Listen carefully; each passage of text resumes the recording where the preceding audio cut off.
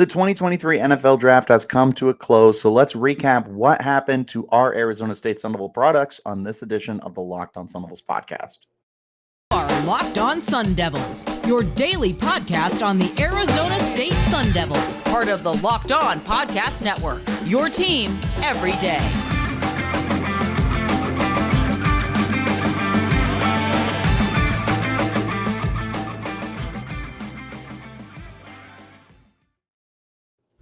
This episode is brought to you by FanDuel Sportsbook, America's #1 sportsbook and official sportsbook of Locked On. Make every moment more. Visit FanDuel.com/LockedOn today to get started.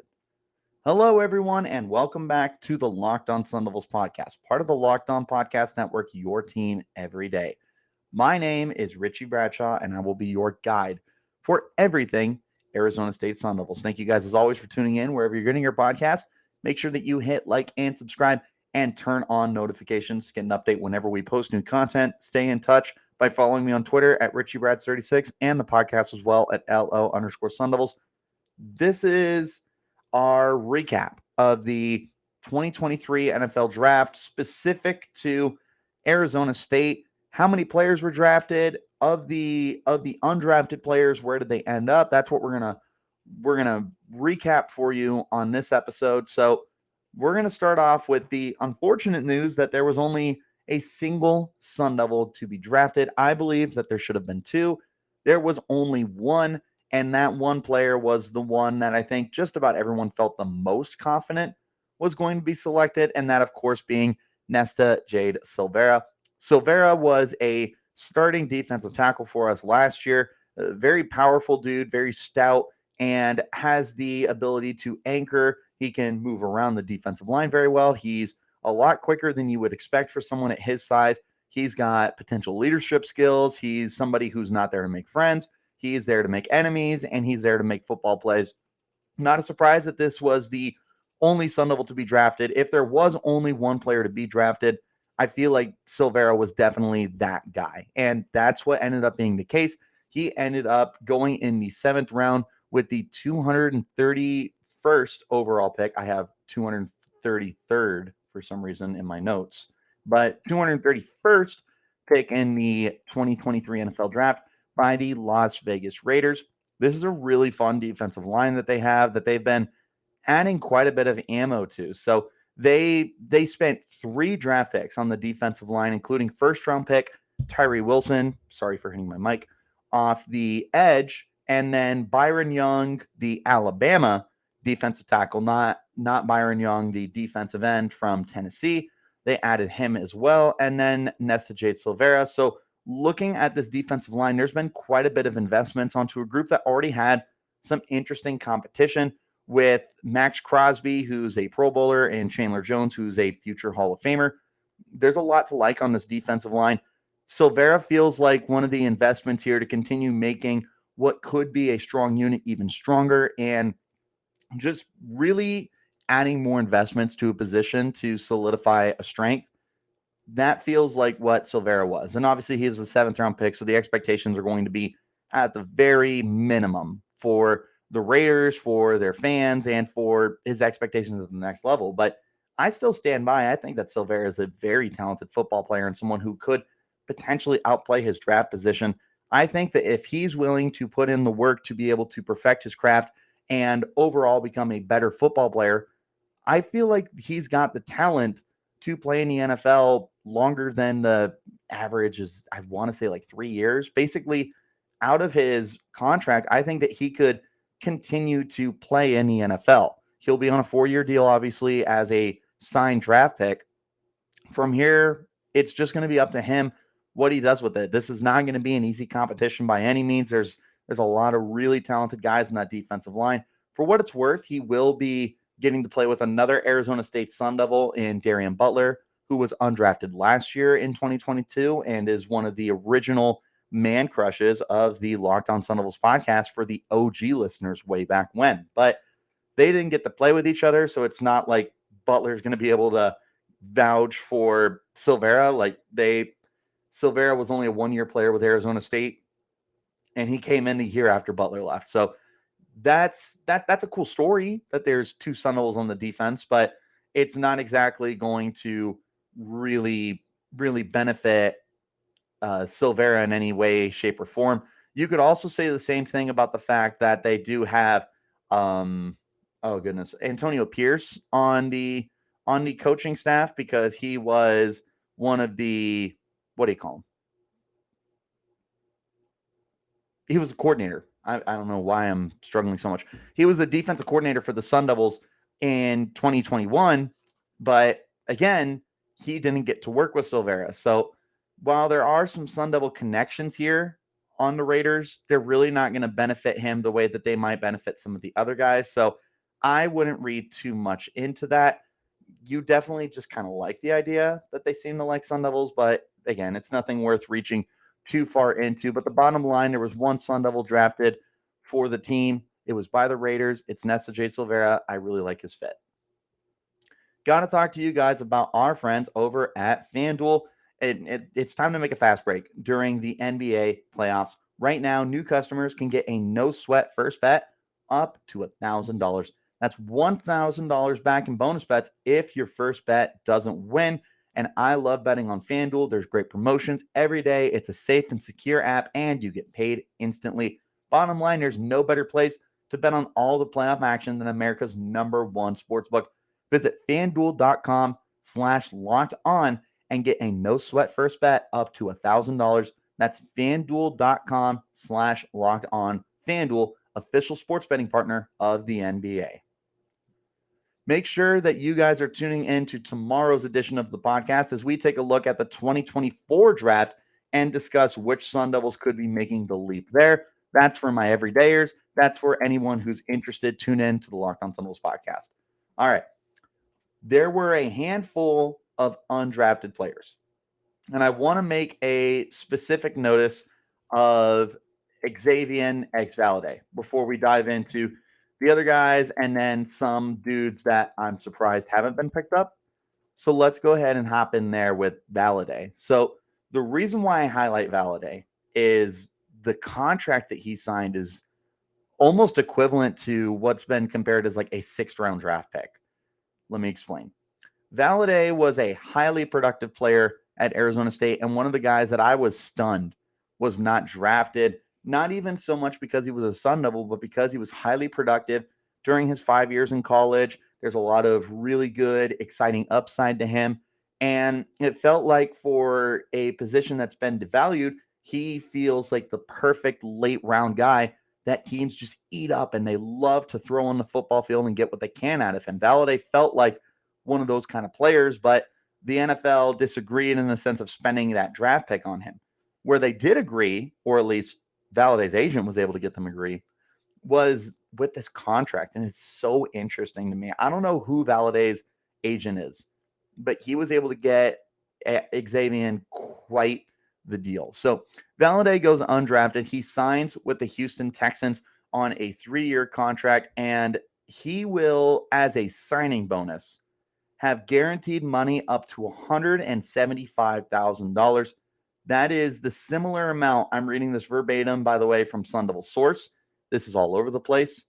But that is a similar amount to a mid-6th-round pick, according to Mike Garofalo of NFL Network. That is insane to go undrafted, but yet still get enough value from a team to get basically a 6th-round contract. That's huge for him. And I truly don't know if I've ever seen anything like this. I mean, there's been very talented players to go undrafted before. Justin Ross last year for Clemson went undrafted because of some medical issues. He was one of the top receivers when he was healthy and whatnot, but things get in the way. He went to Kansas City.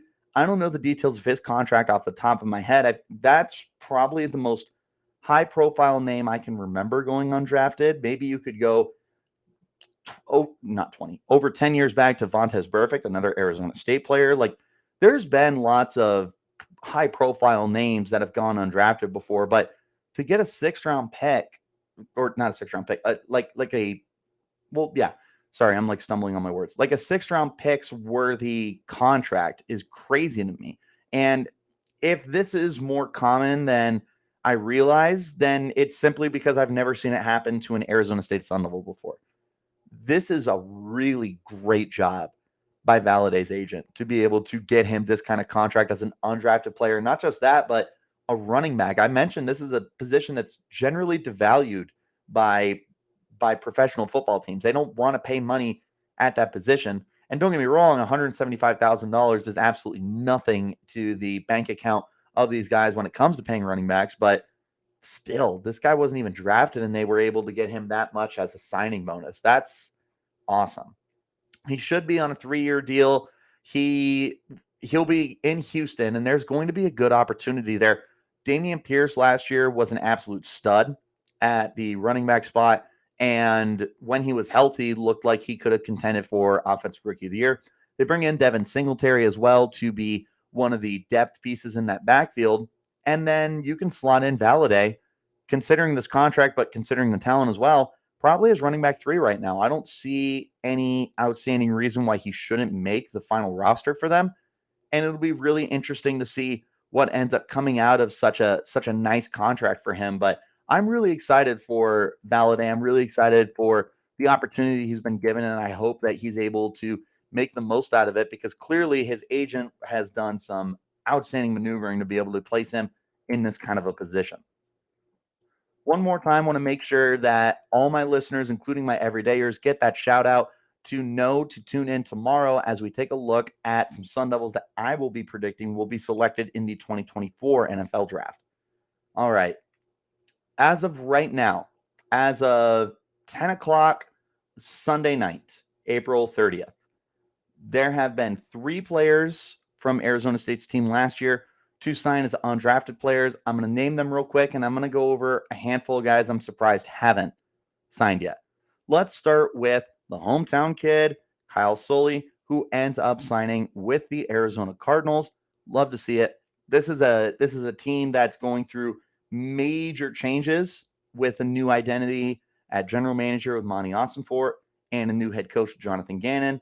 They're going to be looking to figure out who's going to be their guys moving forward. There's next to no loyalty right now for anyone that's currently on the Cardinals, as the only person that drafted them was the owner. Outside of that, the new GM, the new head coach, the new coaching staff is not going to look at just an example like Isaiah Simmons and say, well, we have to play him. He was a first-round pick. No, if Kyle Soelle is able to outperform any guys, he'll get that play time. They don't owe any of these other guys anything. So love to see that for Soelle. I think he had a really good senior season. I think he's a lot more athletic than people think for somebody that's as big as he is. I think he's instinctive. He's smart. I look forward to the situation for him. I look forward to being able to watch him stay at home for training camp. Timarcus Davis, cornerback, signs with the Los Angeles Rams. They are another team that's going through quite the rebuild. They won a Super Bowl 2 years ago, and now they're in flux, I guess is the most polite way to say it. But looking in the secondary, they just moved on from Jalen Ramsey, who was playing at a Hall of Fame level, and they're going to be looking for any bodies possible to throw onto the back end and figure out what they got. So again, this is a good fit for Timarcus Davis to be able to slot into this team, see if he can compete, see if he can potentially surprise some people, and stick on with the Rams at the next level, maybe be a starter. Who knows? Like, there's an opportunity there for him. He's got the build, he's got the ball skills to play at the next level. I'm excited for this fit. I think of the 4 players that went undrafted, I think I prefer Timarcus Davis's pick over the other 4, including Valladay. I don't know. There's something about Davis's fit with the Rams that I really like, and I'm looking forward to seeing what he can get. Finally, the last player to sign as an undrafted free agent was Travez Moore, the defensive end. He signs with the Carolina Panthers. They like those athletic kind of defensive ends, and Travez Moore is definitely an athlete and a specimen who just has not been able to stay healthy. He was healthy for last season and still was only to get a half sack. So he just was never able to be hyper productive, but maybe that's a coaching thing, or maybe it's finally being healthy and being comfortable and trusting yourself. I don't know. There's a lot of little things that'll play into this here, but getting to the next level is already a huge success for Travez. I never doubted the talent. I just wasn't sure if the NFL was going to look at him and want to give him an opportunity. And it looks like they're going to. And that's awesome. I really hope that Travez can get the most out of this because I think that there's a lot of untapped potential here. Carolina, similar to the other teams we've mentioned, are a franchise that's looking for pieces to build around and figure out what their identity is going to be. They've got a new head coach with Frank Reich, and they're going to be trying to get their guys in. There's talent here. It's not going to be a cakewalk for Travez to make this roster, but if he's able to flash the brilliances that we've seen, he could be able to find a spot here. Those are the guys who have signed as undrafted free agents. Again, X Valladay, Kyle Soelle, Timarcus Davis, Travez Moore. Of the guys who have not signed yet that are surprising to me, I'm going to echo for the 100th time Corey Bethley. I feel like the versatility he brings in the secondary is so important as a nickel defender and as a safety. Like, there's ball skills, there's strong tackling ability. I'm not saying he's, a Justin Simmons as a safety, but I still feel like he could be a valuable asset. I'm surprised he hasn't signed. Merlin Robertson, another guy that I feel like should be getting the tires kicked on him. Athletic, he's shown some good upside. Can he get with a team that can finally get the most out of him? I don't know. He was on my short list too. Brian Thompson, interesting. He didn't score a touchdown in 2 years with the Sun Devils, but he does have some interesting deep speed to his game and playmaking ability that he had at Utah and in this past season with Arizona State. Considering how much teams are looking for wide receiver help, I feel like Thompson should be getting a phone call, but I don't know very much. Outside of that, I think that's just about everyone. Maybe some of the offensive linemen like Chris Martinez or Des Holmes should be getting a call. Otherwise, I think this about covers the players I anticipated would be getting calls. But what do you guys think? Did I miss anyone for undrafted free agents? Do you think that more than one player should have been drafted? Was Nesta Jade Silvera the one player you did expect to be drafted? What are the situations like? What do you think of the situations for Silvera and Valladay and the other guys? Let me know in the comments. Let me know on Twitter. Hit me up at Richie Bradshaw 36, the podcast at LO_Sun Devils. But the bottom line, let me know what you guys think. Thank you guys so much for tuning in. Wherever you're getting your podcast, hit like and subscribe and turn on notifications to get an update whenever we post new content, and stay in touch with that content by following me on Twitter. Again, you can find me at Richie Bradshaw 36 and the podcast as well at LO_Sun Devils. I'll see you tomorrow as we look at future Sun Devil prospects for the 2024 NFL Draft. Until then, though, you keep it locked right here on Locked On Sun Devils.